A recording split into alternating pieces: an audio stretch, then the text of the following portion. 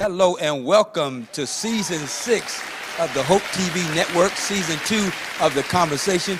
We are so happy to be back again for another exciting season, and we've got a lot to talk about. And as usual, the gang is all here. To my left, the voice known as Greg Kirkland. Yes, sir. What's happening, Doc? How you doing, sir? I'm wonderful, thank you. Glad to be here. Absolutely, glad to have you. To my right, our resident millennial, D. Marcus Smith in the house. New year, new me. Hey, man, y'all really liked this last year, huh? Yeah, we back.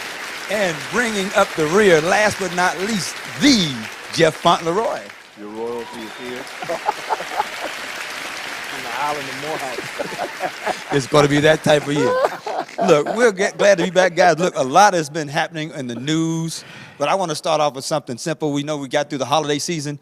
What was your favorite part about the holidays, Greg? I'd have to always say the food, bro. I love family, but the food for me, I have an inner fat boy. So I love to eat, Doc. I love to eat. I take pleasure in eating. So my favorite part about the holidays is always going to be that menu, Doc. Gotcha. I love it. Makes sense. DeMarcus Smith. The traditional Christmas movies, them holiday movies. I live for Christmas Story every year. Gotta watch it at Yes, least sir. 12 times on the Absolutely. 24-hour marathon. And they play it 12 times.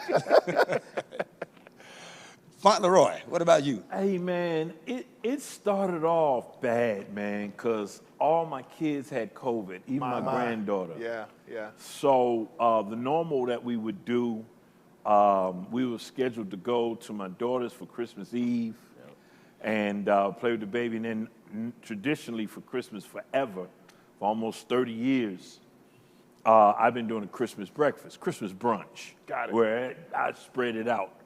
And when I was in Tampa, we would have the kids from USF come over who stayed home. Yeah. And here, we'd have kids from Morehouse, Spelman, who were from my hometown. I would get in touch with their parents, say, hey, man, if they don't go home, they'll come on over. That's nice. But I couldn't do any of that, man. Wow.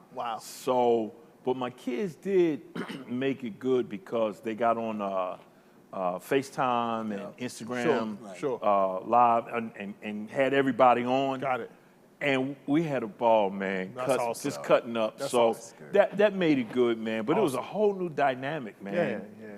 But we made the best of it, man. We made the best of it. That's awesome. Made the best of it. All right, let's start the conversation. Yeah, All right, man. let's talk about New Year's resolutions. All right, first of all, who makes them? Anybody? Fauntleroy, do you make a New Year's resolution? You know what, man? I stopped making resolutions years, probably 2016. Matter of fact, my arrival here, I had just gotten out the hospital, and I was near death, and I got to the point in my life where, Lord, if you get me up out this hospital, you know that prayer. Of course. I'm following you. Yeah. And you know what? Before then, he had shown favor. Sure. And from that point on, when I came here, Wow. New Year's Eve, Wow. my first time here, 2016, I said, man, I'm not doing no New Year's Eve. Everybody's talking about this is the year of this. Sure. Man, I'm just thankful to be alive. Absolutely. Like, I know that feeling. It's more than a cliche right now. Absolutely. Yeah. And the one thing that I do, every year I try to do something bigger than I did the year before. Okay. So Gotcha. something different that I Sure. can say, okay, I accomplished this. Sure. And I set out for that. Sure. And so I don't make New Year's resolutions. I just thank God to let me see another revolution. And I hoist my sail. And where the wind of that Holy Spirit blows, Yes, sir. I have learned to be obedient and follow that. Yeah. And I'm telling you, if I had more time, Wow. I could tell you how God has put me in things that people look at and say, man, you did that. I said, man, I ain't doing nothing. Wow. Everything that I'm doing right now, Wow. I didn't have a hand in. Wow. good. I mean, there's no fingerprint of me where I said, hey, man, can you do this for me? Wow. Hey, man, can you do that for me? Wow. I enrolled in school. Wow. When I got here, I said, man, if I'm here, I want to get educated. Yeah. You know, I'm sitting underneath a pastor, man, Sure. who's talking these big words, and I'm like, oh, come on, man. Yeah, I need yeah. to know what he knows. Yeah. So I Well, at went least to what he's saying. I went to school. Yeah, at least what he's saying. I went down there to Morehouse School of Religion, down at ITC. Said, listen, I ain't got no money. Wow. And I come from a little halfway accredited bachelor's program. If you take me, Yeah. I promise you I'm gonna do my best. Wow. Man, we got something, but for the first semester, you gotta have a B average. So no problem. I carried an A average. Wow. That's awesome. That's awesome. They say you in. Yeah. Graduated from there, applied at Howard. My dream, always wanted to go since high school. Wow. Got in, I couldn't even believe it. Wow. Couldn't even believe it, but I didn't beg, borrow, steal, anything else. Wow. It was all God. I Wow. put it all in God's hands. I said, Wow. look, Lord, if it's your will, open the door. Sure. If it's not, don't even take me near. Wow. So that's not a New Year's resolution, but that's my prayer Gotcha. for everything. Got To you. be led. Makes And I'm sense. telling you, I'm a witness right here. I hope somebody understands what I'm talking about. Trust God when you don't even see God, because That's good. That's good. DeMarcus, that's good. I mean, I can't follow it with that. I mean- I don't know if we make New Year's resolutions. I think I've gotten to a point now where, like, I'll sit with God, I'll sit and focus, like, think about family and create a theme for the year. Sure. And then let that theme really just kind of filter out to everything that we do. But then I guess this year's thing will be don't go AB. Don't go AB this year, y'all. Is this what we doing? That's what we're starting at. That's how we're going to start this year. Don't go AB this year, guys. Is this where you going with that? That's going to be the side theme. But yeah, I just create themes Lord. now. So like last year it was like just sitting with God, it was just better. And so when I talked with my wife, it was like, hey, that's all I'm hearing. It's just better. So everything that we do, everything that we touch, everything we're involved in, just be better at that. Yeah. So with the kids, everything, and then pushing that through the kids, man, you start to really see how your kids start just growing and just, man, it's beautiful. So I haven't heard this year's thing, but that side thing, don't go AB. That's probably it's probably for me and some of y'all out there, right? Can you tell him who to call? Oh, Call man. him. Yeah, call Don't him, go man. AB. Call Email him. him. Hey, now, if the Buccaneers, y'all called me now. I still got a year left in the game. I didn't say it. The knees ain't like they used to be, but I give you a little shake. What about you, Greg Kirkland? Well, you know, I can't follow that either. But, you know, I mean, one of the things that I do, I don't really necessarily make New Year's resolutions either. I used to do it. Yeah. I adopted something some years back, maybe about 5 or 6 years ago, actually from Dr. Craig L. Oliver in Atlanta. He taught on this thing of having one word. You know, finding one word, somewhat to the theme of what you're saying. You know, having a theme that you follow throughout the year. And he was teaching that you have that one word that takes you through the year. So probably for the past 4 years, maybe 5, I have followed that practice. And so, which I don't have a problem sharing. I already know that my one word for 2022 is dominion. You know, and for me, what that means is that I feel like this is a year for me to take dominion over every area of my life. Love that. Take dominion over my family, over my finances, take dominion over my gift, over my craft, over everything. And for that, what I mean is for everything to work like it's supposed to work. You know, and to give you an example, I'm not a tech guy at all. I'm not technologically savvy. I don't even know how to say it. But a couple of years ago, I bought a MacBook, you know, and it was an advanced MacBook because everybody in my field uses Apple. They use Don't look at me like that, You Jack. need to do it. I got a guy. Don't worry about it. No, I bought a MacBook with serial numbers on it. Okay. So I bought a MacBook, but because I'm not tech savvy, I probably don't do a third of what that MacBook is capable of doing. Yeah. You understand what I'm saying? And so one of the things that I plan to do in 2022 is take dominion over just that. I want my MacBook to sync with my phone. I want it to sync with my Apple products. I want to be able to know exactly how to use it, how to use 1 finger, 2 finger, 3 finger swipe, how to know how all those things operate. Because why did I make that investment if I wasn't going to take the time and put the energy into taking dominion over it and allowing it to operate at its fullest capacity? So there's a process that what I'm hearing, there's a process before you get to New Year's thinking about where you're going to Sure, go? Yeah. sure, So absolutely. you put in thought to Absolutely. this word. Oh, for sure. Absolutely. Okay. Yeah, Sure. you have to. You have to know, and it's through thought, it's through prayer, it's through what has happened for me the last few years is that I'll have my one word because it's something that I'll hear. I'll hear it, Yep. I'll just hear it. It didn't happen with me with Dominion. Dominion for me happened in a moment of self-reflection and prayer and quiet time, and it kind of hit me that that's where I needed to go in 2022. Wow. Wow, But, that's good. but in previous years, it came through, for example, just quickly, for 2021, my one word was best.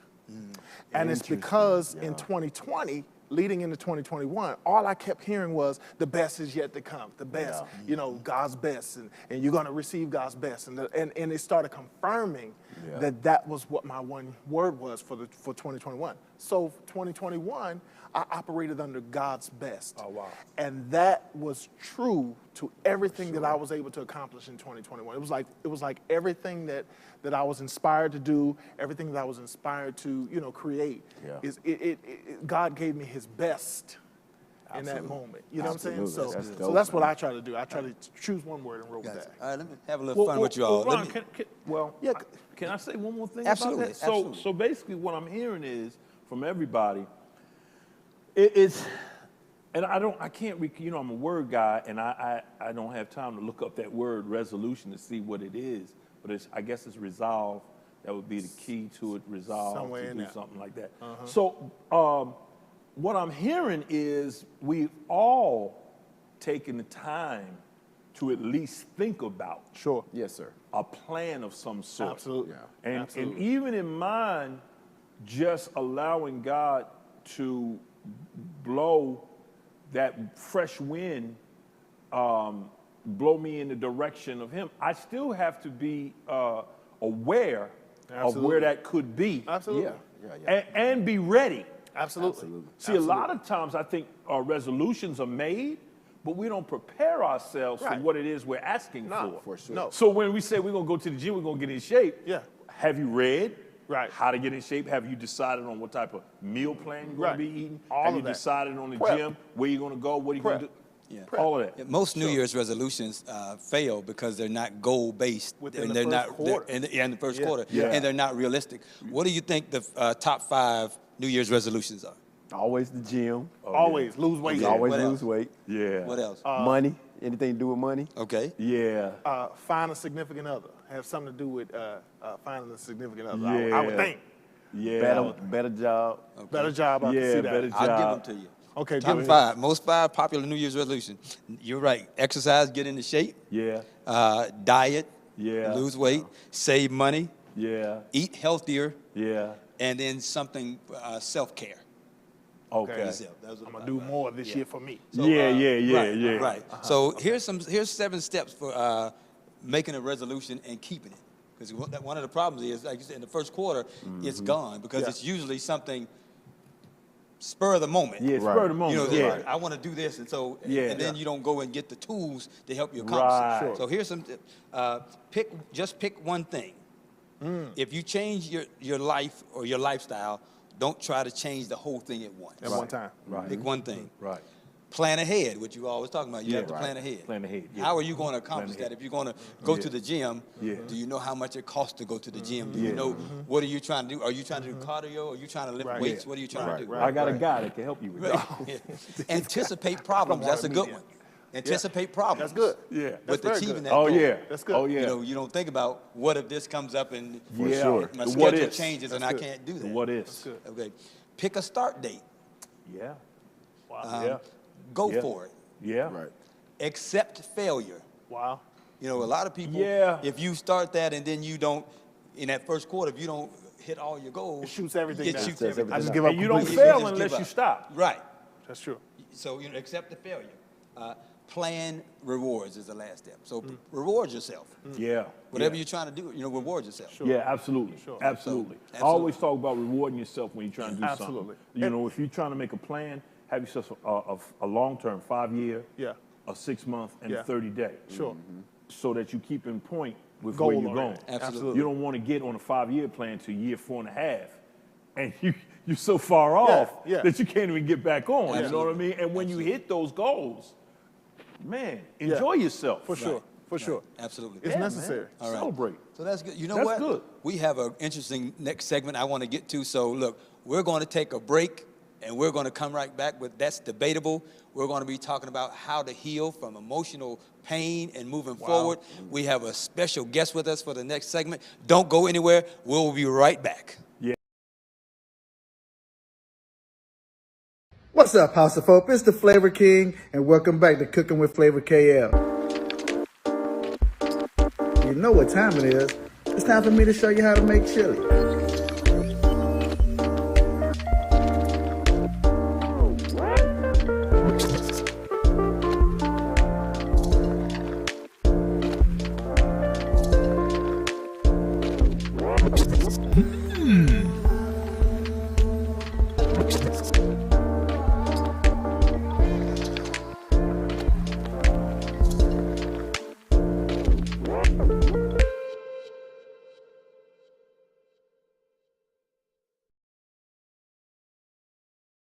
You budget.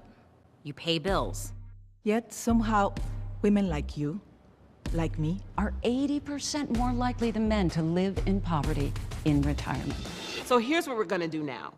We're going to save ourselves by setting a goal to save 2% more of our income for our retirement. Why two? 1% honors you. and 1% honors all womankind. So come on. Learn more about the 2% challenge at WeSaySaveIt.org. Today we are talking about caregiving while Black. For those that are Black in the U.S., and we know this, especially during the pandemic, a lot of inequities we experience. And the pandemic has heightened that and has highlighted that. And I thought, working with Dr. Bennett and other members of her team, we thought it was very important to really let's address that, right? Let's take into account those unique experiences of being Black, living in America, and caring for someone living with dementia.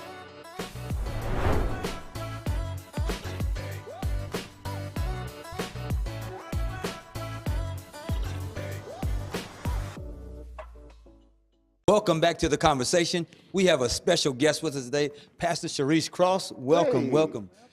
Pastor We got a lady. That's right, our first female Our guest on the first conversation. female. Certainly say? not our You last. special. Come on now. Pastor Cross is a counselor and therapist, and she deals with so many emotional issues, from marriage counseling to all kind of personal issues with that people go through. So we really wanted to spend some time talking about overcoming hurt and pain and moving forward. So we want to talk about some emotional things that happen. So one of the things I'll start with is about 2 years ago, a year and a half, my best friend since 11th.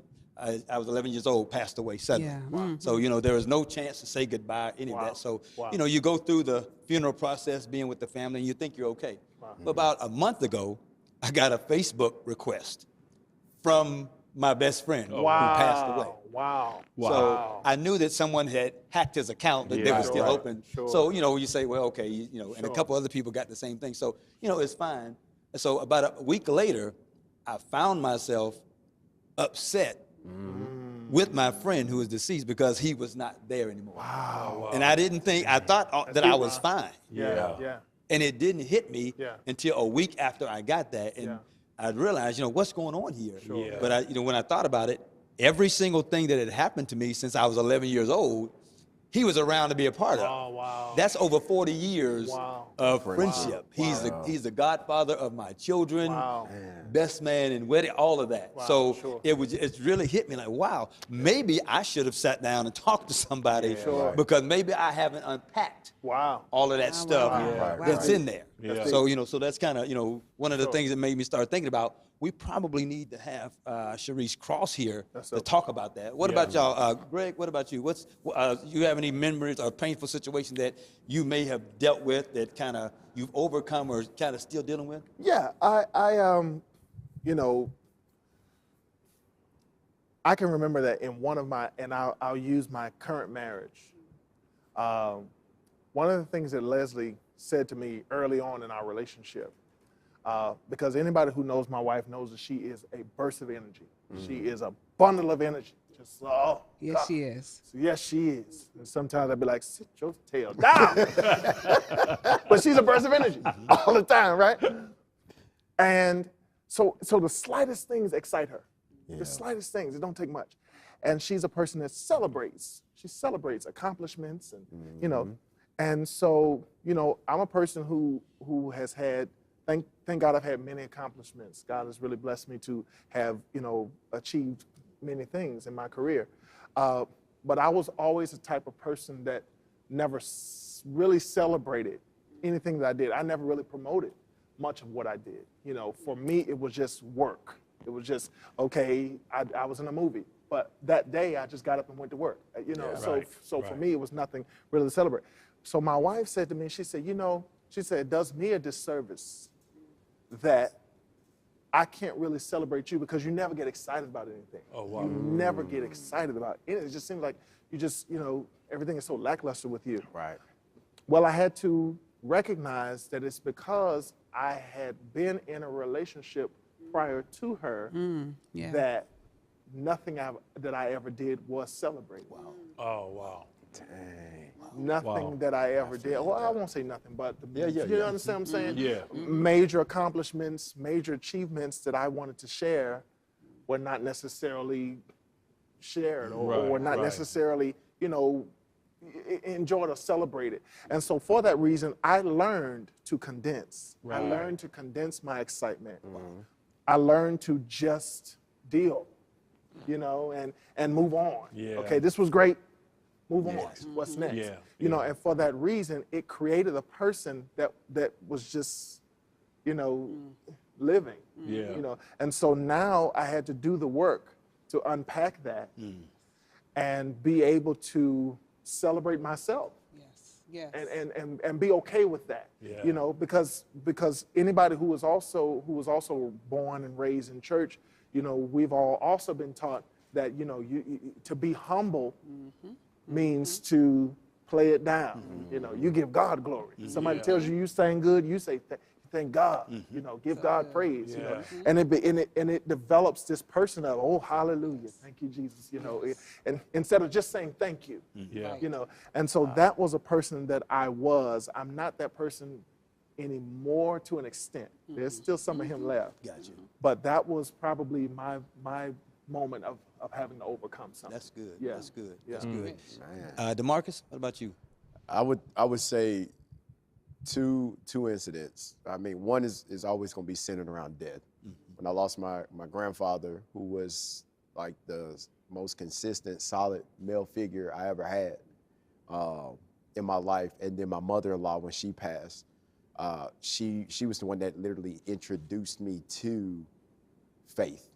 Right? So you grow up in church as a kid, you know, we just there. We just, I got dragged here, so I'm here. Right. But she was the one that intentionally pushed me to test God.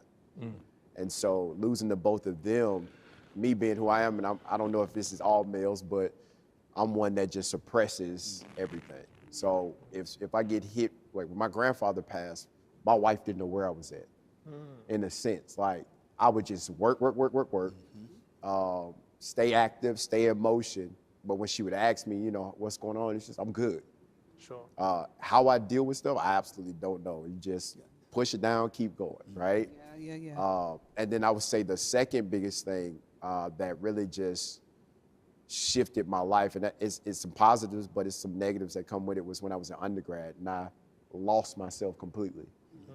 So you're talking like drugs, alcohol, and that's where I hit like the rock bottom piece, to the guns, gang, all that crazy stuff. And I remember the night where it was like black, like you don't know where to go, what to do next. And I think since then, the negative effect of it is like when I feel that I'm getting too high, like if I'm doing too well, I'll knock myself back down. Or I'll go into my wife says I'll go into a space where I shut everything off because I'm afraid to get that high again. And when I say high, I'm like I'm a people person. So like, I'm gonna go hard. I'm gonna make sure everybody's good. I'm gonna so at that time in my life, man, I was doing amazing. But a person said, if you live by the cheers, you'll die by the booze, right? Wow. So, you know, doing and moving and being there for everybody and all of that stuff, whatever came from that, when I hit that base, it's just like, if I could do well in school, and then if I start doing too well in school, I disappear from class. Wow. When I got married, I could do really well in marriage, and then I'll find something to jack it up a little bit because it's like self-sabotage. We're doing too good, you know. Sure. And so, I mean, I think those two instances are both major moments where, whether it's emotional, whatever it is, that's where I know for sure. I mean, this is what I do. That's good. Wow. That's good. That's good. Fauntleroy, what about you? Yeah, I won't belabor it, but I have my aunt who was matriarch. She raised me my first couple of years when I returned from Chicago to New Jersey. My mother, she worked midnight to 8, so I slept at the foot of my aunt's bed. This was her oldest sister. And man, she taught all the guys, man, how to play baseball, how to drive, how to fight, how to fish. She was the one. Wow. She was that aunt, man, you know. And she started having Alzheimer's and dementia, and I had already taken my mom in with that issue. She had a stroke. And we were living in Tampa. I was pastoring. I was doing a lot. And I brought her in, and she stayed with us, and then she ended up getting very sick. And I was doing Bible study on a Wednesday. I just left the nursing home, and they called me back. I was just getting ready to go live and do Bible study. They called me back. I told my wife and all, I said, hey, y'all get somebody to do this. I got to go. So I went back to the nursing home, and my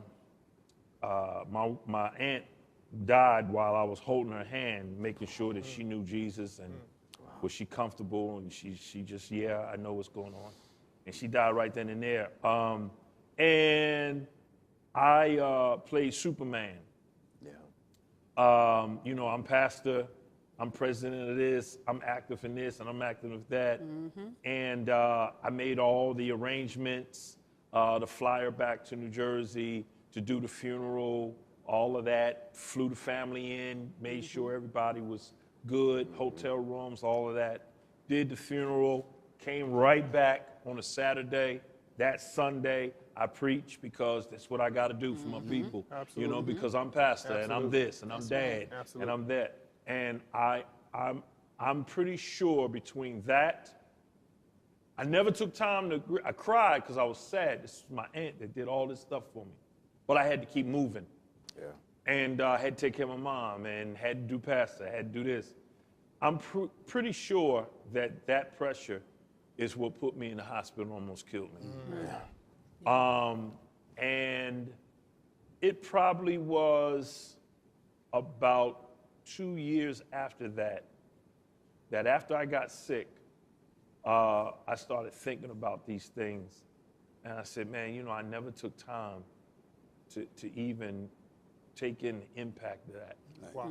Between her dying, me taking care of my mother, and you know, watching her die, I never really took that in until I started learning how important it was to deal with it. Wow. And that's why I'm a big person with nature now, and finding a lot of times, you know, you'll see me sitting outside, just listening to the birds and getting back in harmony with nature, man. And people think, you know, man, man, look, I'm trying to get right with my head. Wow.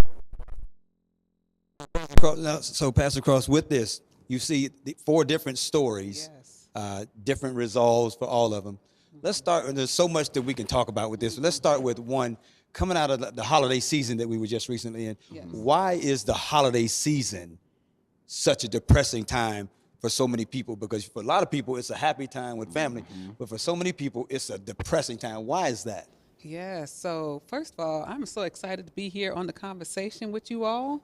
This is a much needed conversation that we're having today. You all shared. First of all, I want to acknowledge 4 African American men being vulnerable and sharing and normalizing emotions and feelings. And you all hit on different areas of loss.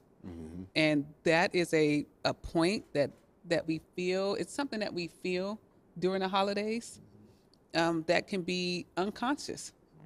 So Pastor D mentioned suppressing feelings. And do you know that we also repress feelings? So suppressing is something that we do consciously, but repressing is what we do unconsciously. So when it comes to the holidays, if there was something that happened during that time, or there was a loss, and all of us, if I can acknowledge right now, we're all feeling a loss when it comes to this pandemic that we're in. We didn't get to fellowship with everybody and be around all of our family, right? Right. I didn't get to be with everybody I wanted to be with. It was very limited. We're not able to fly everywhere we want to fly, go where we want to go. We're not even in church like we want to be, right? So, and then we have the racial uprising, well, this unveiling. I'm not going to say uprising. Hello, somebody. The unveiling that has been happening. And just all the restrictions and losses that we're not able to mourn with the fellowship of believers, or even our family. I've had family members pass that I have not been able to go to their funeral. And I know a lot of us can have that same testimony, right? So there's been so many losses that we've all experienced. And that can encode into our mind, if you will, into our unconscious. And it'll come up at a most inopportune time. But there's also this training, if you will, that you said, like, and most of us in the helping profession, if I can acknowledge, just ministry-wise, we're kind of trained to help others. Right? Deny yourself. Take up your cross. Deny yourself and follow Jesus, right? And that always worried me.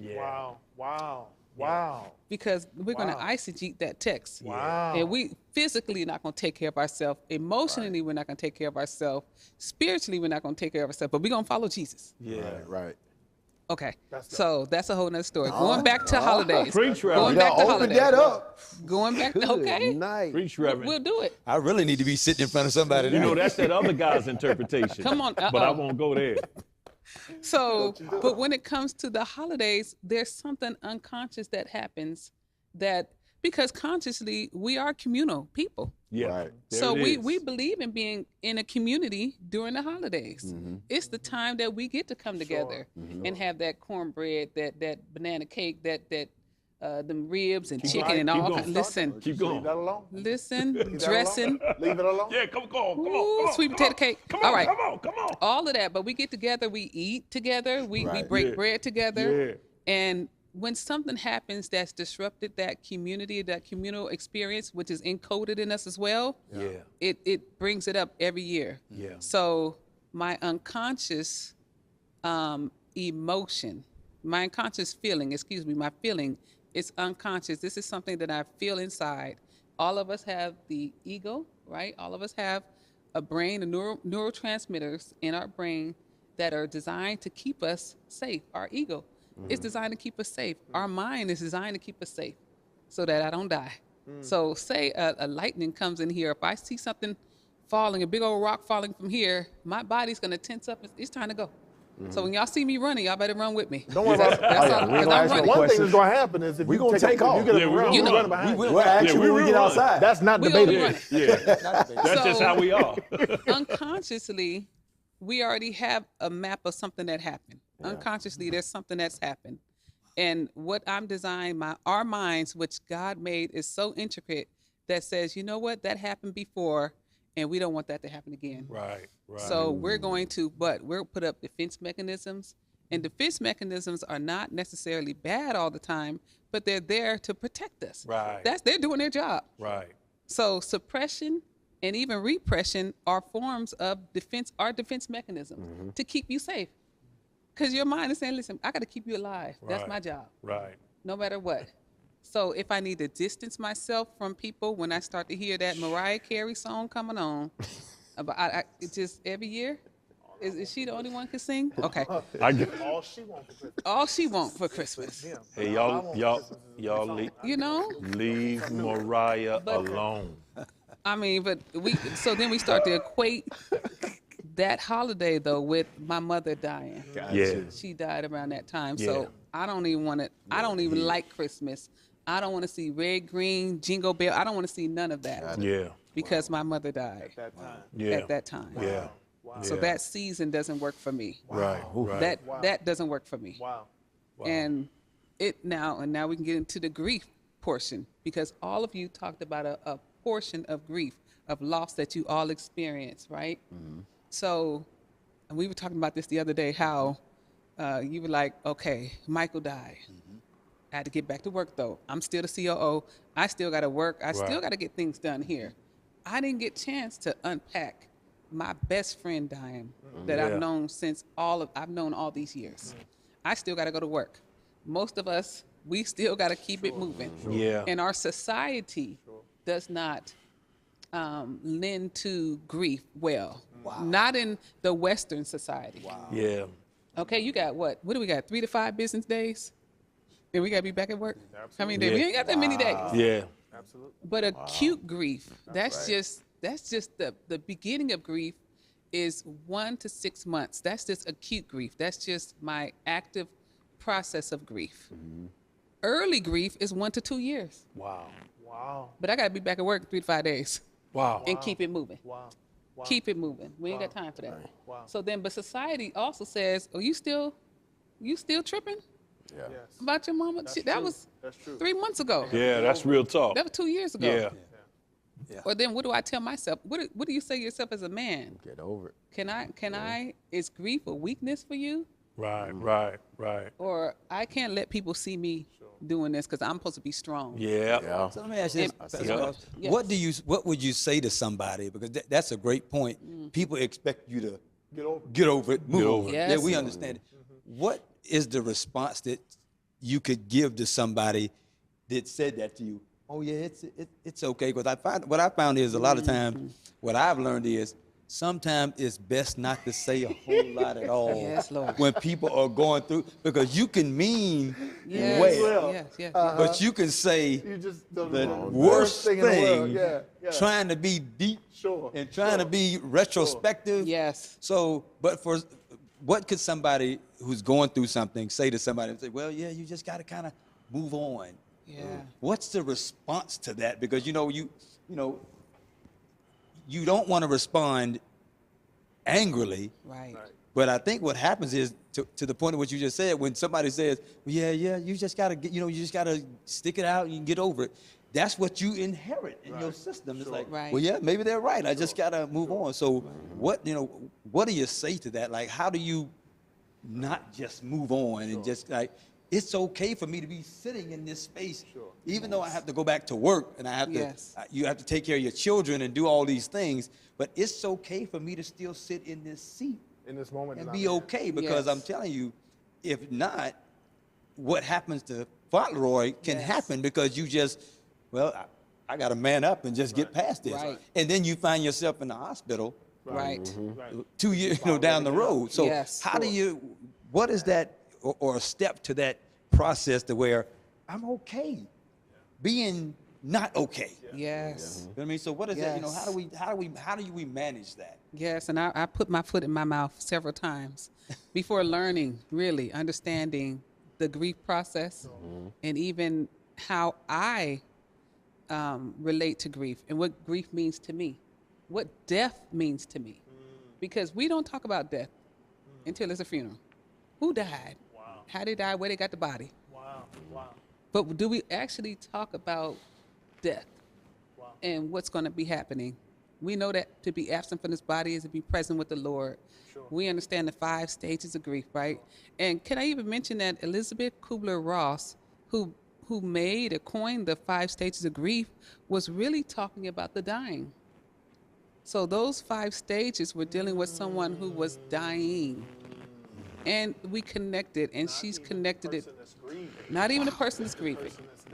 Dying. Goes through the 5 stages of grief. Absolutely. Absolutely. We connected, and she connected it to the death and dying, but it started off with the dying. That's what the first study was for.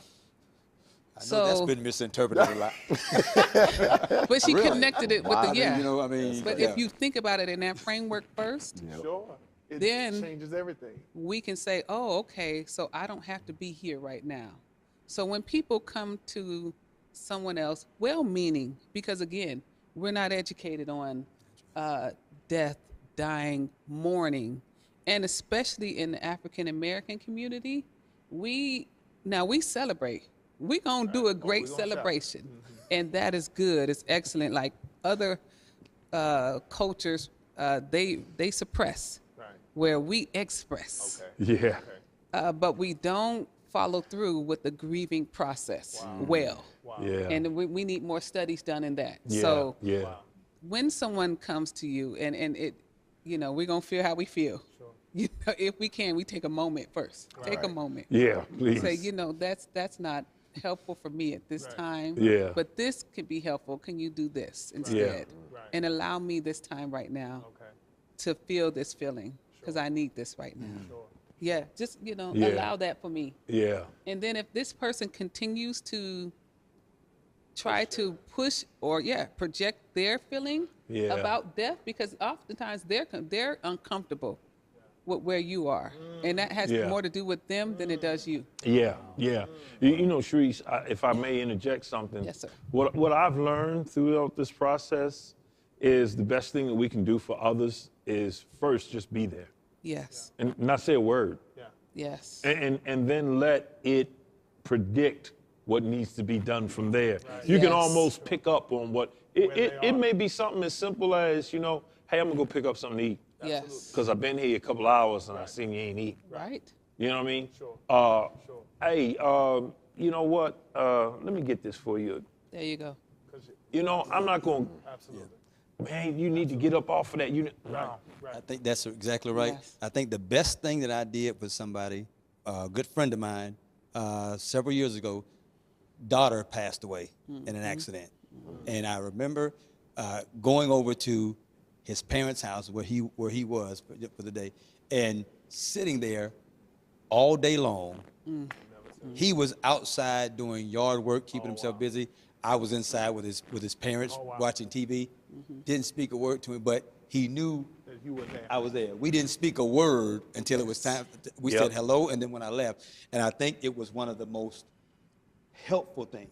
Yeah. Because you wasn't trying to figure out what, to your point, what do I do? What do Right. It's not, sometimes just your presence. Yep. Yes, sir. Your presence just being there is enough, and so we've got to learn that. So And we call that the ministry of presence. Yeah. And we can just get that. Yeah. The ministry of presence. You don't need to say anything. Well, and I've learned, not to cut you off, Ron, but I've learned, for example, we're talking about grieving, and a lot of people, they associate grieving with death, like the passing of life. Yes. But let me, if I could go a step further, I'm a divorcee. I've gone through divorce. Yes.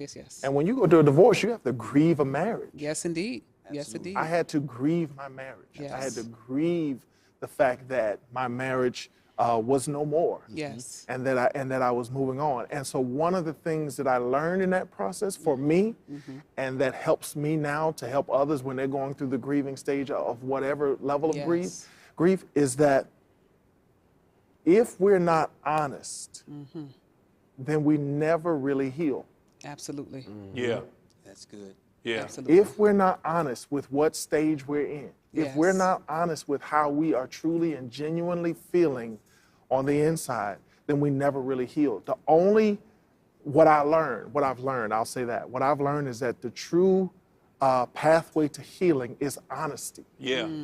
And the honesty in this moment might be, I'm sad today. Yes. Yeah. That's good. That's good. And Come on. I don't know, it's almost like you were in the room the other day when Sharice and I Yes. were talking, Wow. because like Greg, I've gone through the divorce process. Yes. Sure. And I was telling Sharice the other day when there are certain things, and you're right, being honest, the last couple years that I was married, that I know I wasn't doing. that I should have been doing. Yeah. The effort that I should have been putting in. And now it's easy to say it's because of what. Oh, of course. Come on. Come on. Yeah. But when I look at they did. but when I look at you look in that mirror honestly and looking and say, hey, you've got to own your part, and you're right. sure. It is a grieving process Yes, because it there is. are children For sure. involved, and so you don't, that's that whole thing. The dynamic for your children Yes. changes, Yes. and that's all grief.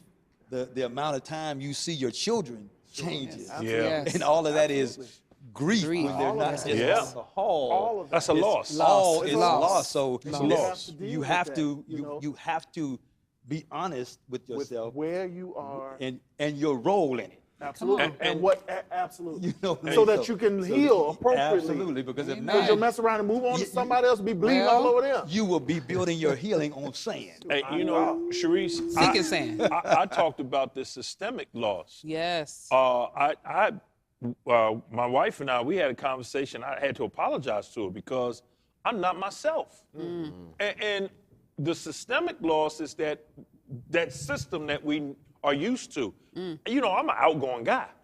Sunday, I look forward to Sunday, not just for the word, but for community. Yes, yes, yes. So I'm seeing people, Yeah. and you understand, and now, all that system now is gone. Yes. Wow. So that's a loss. Yeah. Yes. And for me, Yeah. it's a major loss. Yes. Because I Yes. can't be around people in the places Yes. that I'm used to being in. Right. Yes. Absolutely. That's good. There's ambiguous, so we call this ambiguous grief.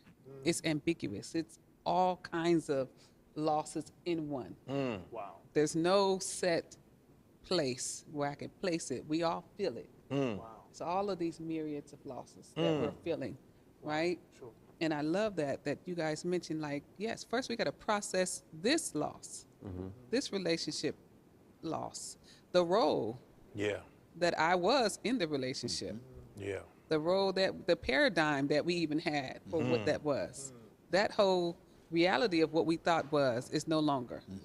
And that takes a while. Yeah. Absolutely. Yeah, you can't just hop into the next. Yeah. Can't do it. Right.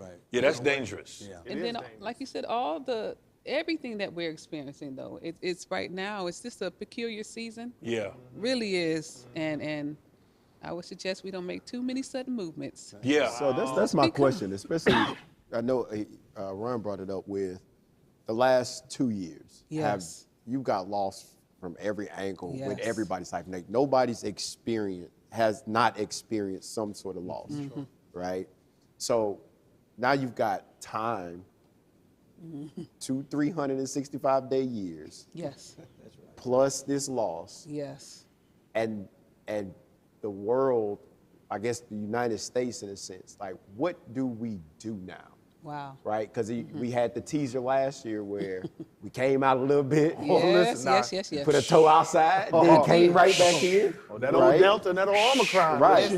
Going back, you know what I'm saying? Going back, sit on back down. Yeah. But like, Smack and it. people are, even Yes. when everybody was going back out, we saw things skyrocket. Crime and Yes. hate, like just crazy, bizarre things happen. Yes.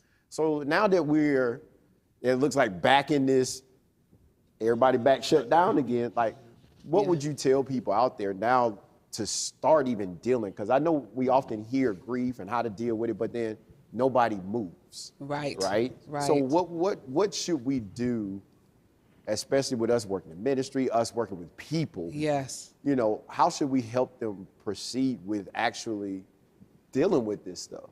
How can Yes. we assist with, not just the death part of it, but Right. hey, like, you need to find something to do. Let's do X, Y. Like, what can we do to start assisting people now? Love that. Yeah. So as a counselor, our motto is holistic. It's wellness. It's a wellness model. Okay. So I will ask, how's your diet been? Okay. Oh, wow. How are you eating? Wow. What's your diet looking like? Wow. How's your sleep looking? Oh, wow. Because sleep hygiene is very important to Yeah. our mental health. Yeah. Our diet is too. That's absolutely connected to our mental health. Yeah. And then physical exercise is Yeah. connected to our mental health.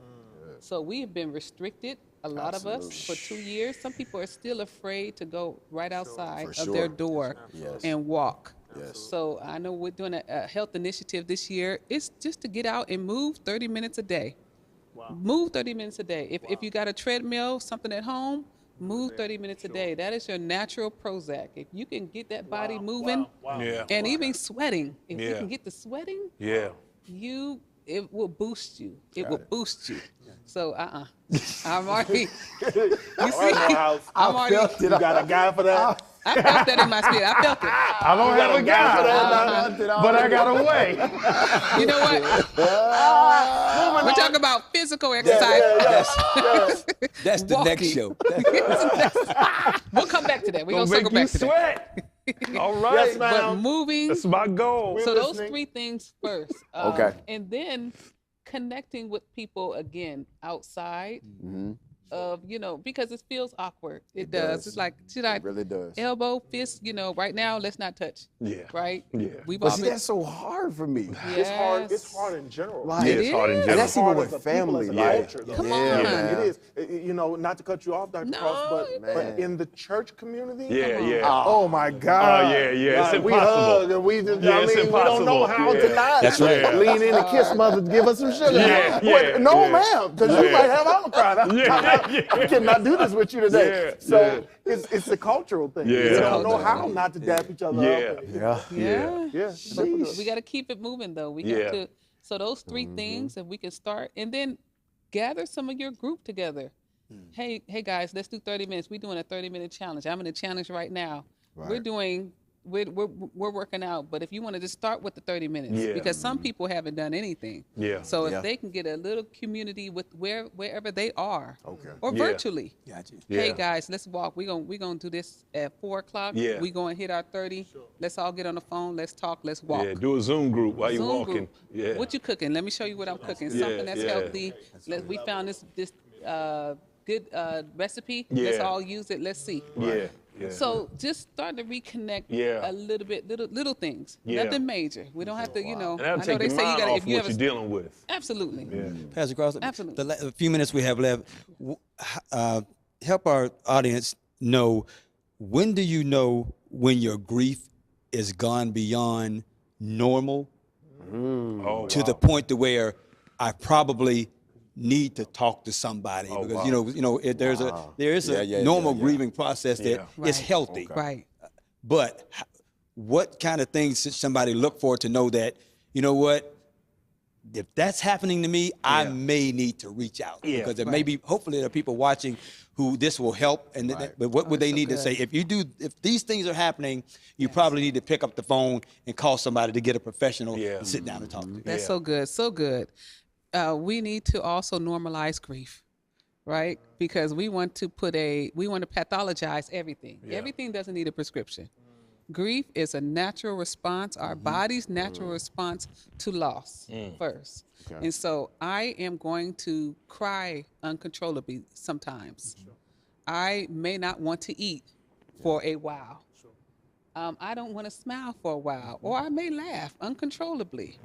I may even see my loved one, think I see my loved one. Wow.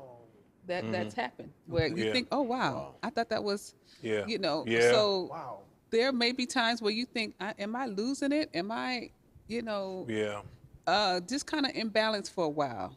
Those are all natural stages of grief. That's good. I may want to isolate for a while. That's good. I may want to be around people. So there's no right or wrong way to grieve.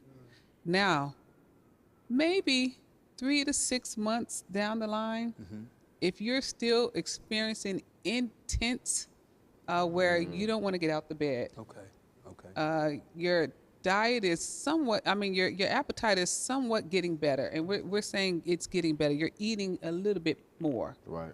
And as long as you're eating. But if you don't want to eat, still, if you don't want to get out the bed, if you're losing a lot of weight, if you're using illicit or substance use, so if that's become a part of your coping mechanism, if you have to use drugs or drink a lot of alcohol to wake up or to go to sleep, it's time to talk to somebody.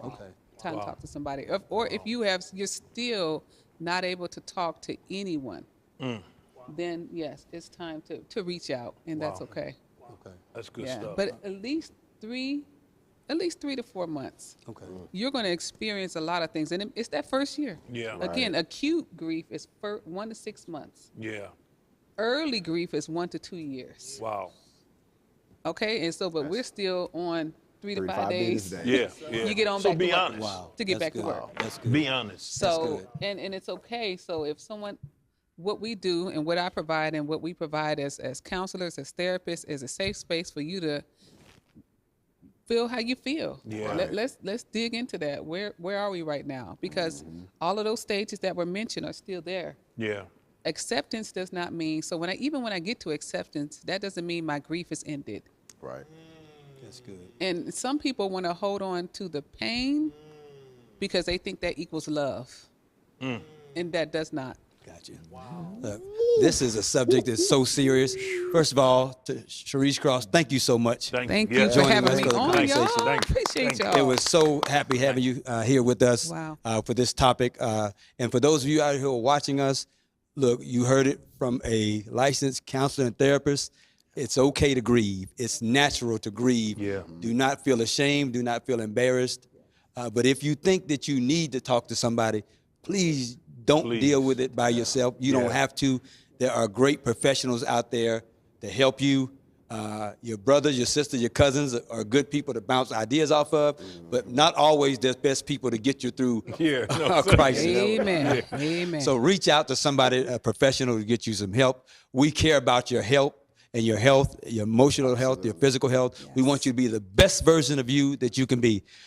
Thank you so much for watching this episode of The Conversation. We'll see you next time. On behalf of me and all of my co-hosts and our expert, Sharice Cross, we will see you next time right here on The Conversation. Take care.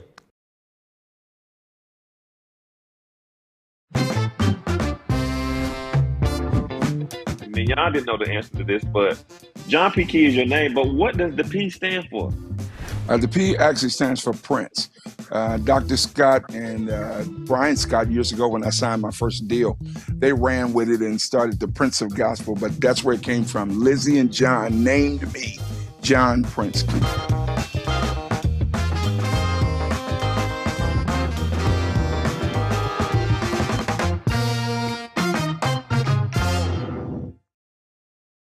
Severe weather can strike anytime, anywhere, but there's a simple way to stay safe. Hey, Jim Cantore here. I stay safe in dangerous weather by planning ahead. You can stay safe too with a few easy steps. Build an inexpensive kit with supplies for your family's needs. Write down important information like phone numbers and medications. Always talk with your family and remember any pets in your planning. Be ready, be safe. Start your plan today at ready.gov/plan.